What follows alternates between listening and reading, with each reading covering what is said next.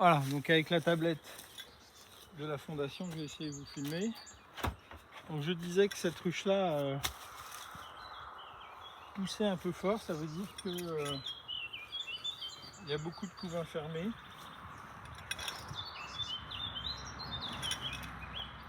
Et que très probablement elle va essaimer quoi.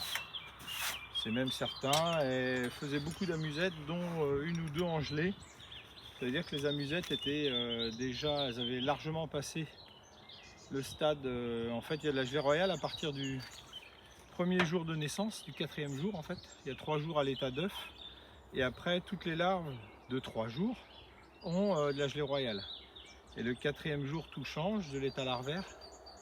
Tout change puisque la reine continue à être alimentée à la gelée royale alors que les autres, c'est pas le cas. Donc là, en gelée, ça veut dire qu'il y avait de la gelée royale, donc les larves étaient déjà bien avancées. Très avancées même. Donc c'est une ruche qui va essaimer. Donc qu'est-ce qu'on peut faire pour éviter ça? On prend une ruchette composée de... Alors j'ai fermé la ruchette, normalement. Bon, moi elle va pas aller loin, hein. Normalement ça marche bien, elle va aller à... Allez, je dirais à 30 mètres. Donc vous avez du vieux miel. Moi je vais la faire sur... je vais faire un essaim extrêmement petit, puisque je vais le faire sur 2 cadres de couvain. Peut-être 3 si on a une autre à dégraisser, je dirais. Mais sinon 2 couvains ça marche bien. Donc je prends une partition à gauche, une partition à droite, un gros miel de l'année dernière que j'ai stocké cet hiver à droite et un gros miel à gauche. Ça veut dire qu'il me reste 2 cadres puisque c'est une ruchette 6 cadres. Qu'est-ce que je vais faire? Je vais prendre du couvain, je vais éviter de prendre la reine, mais parfois on peut la prendre. Bon, je vais tout faire pour ne pas la prendre. Alors vous avez vu qu'elle est déjà emmêlée. J'ai mis cette hausse à miel le 8 ou le 9. J'ai marqué le 9, mais je crois que je me suis trompé d'une journée. Bref. Alors avec un enfumoir, ça peut être bien.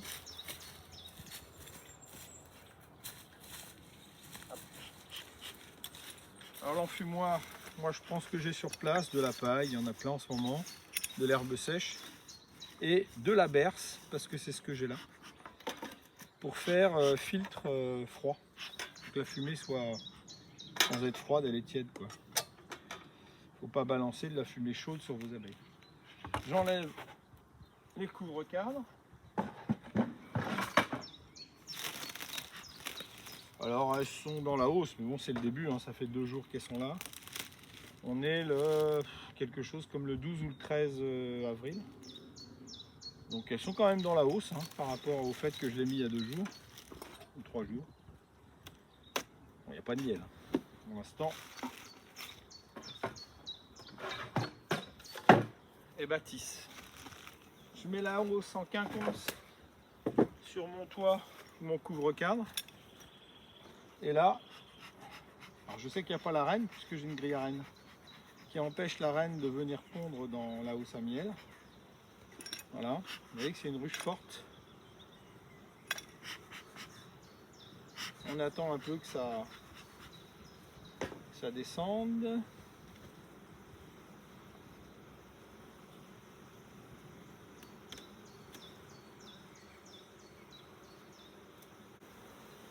Je regarde s'il n'y a pas la reine.